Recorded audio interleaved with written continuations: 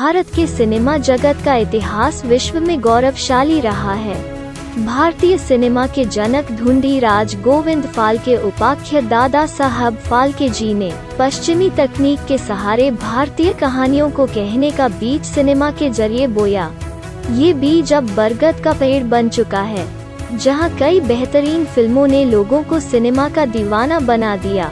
आज भी हर साल भारत में बहुत सी फिल्में बनती हैं, पर कुछ फिल्में जो देशभक्ति और भारत की संस्कृति और इतिहास पर बनती है, वो फिल्में लोगों के दिलों में एक अलग छाप छोड़ जाती हैं। देश में सिनेमा के जरिए भारतीय संस्कृति व इतिहास की वे कहानियां घर घर तक पहुंचाने की एक नई मुहिम शुरू हुई है, जिनके बारे में अतीत में अधिक काम नहीं हुआ, और उन्हीं फिल्मों का गौरव करने के लिए और सिनेमा में अपना करियर बनाने वाले युवाओं के लिए संस्कार भारती ने भारत की आज़ादी की 75वीं वर्षगांठ और देश की स्वतंत्रता में भारतीय सिनेमा का योगदान दर्शाने हेतु सिने टॉकीज सिने सृष्टि भारतीय दृष्टि कार्यक्रम का आयोजन किया था।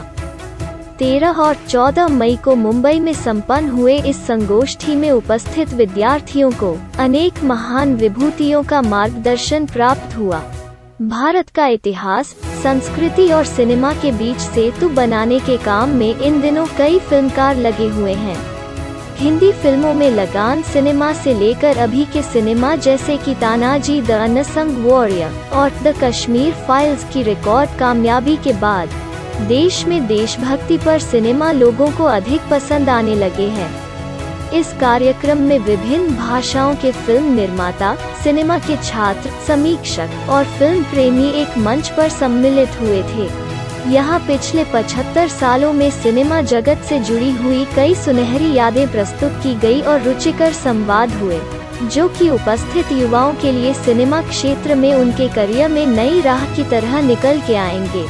संस्कार भारती ने भारत की आज़ादी का 75वां वर्ष मनाते हुए इन वर्षों में सिनेमा का स्वतंत्रता संग्राम में योगदान, यह विषय पहुंचाने का कार्य किया। सिनेमा के वैचारिक पक्ष पर राष्ट्रीय स्तर का चिंतन सिने टॉकीज सिने सृष्टि भारतीय दृष्टि 2 दिवसीय राष्ट्रीय संगोष्ठी का उद्घाटन केंद्रीय सांस्कृतिक राज्य मंत्री श्री अर्जुन राम मेघवाल जी के कर कमलों द्वारा संपन्न हुआ। स्वाधीनता के अमृत महोत्सव निमित्त आयोजित भारतीय सिनेमा के योगदान का यह स्मरण आने वाली पीढ़ियों को राष्ट्र प्रेम की सीख देगा।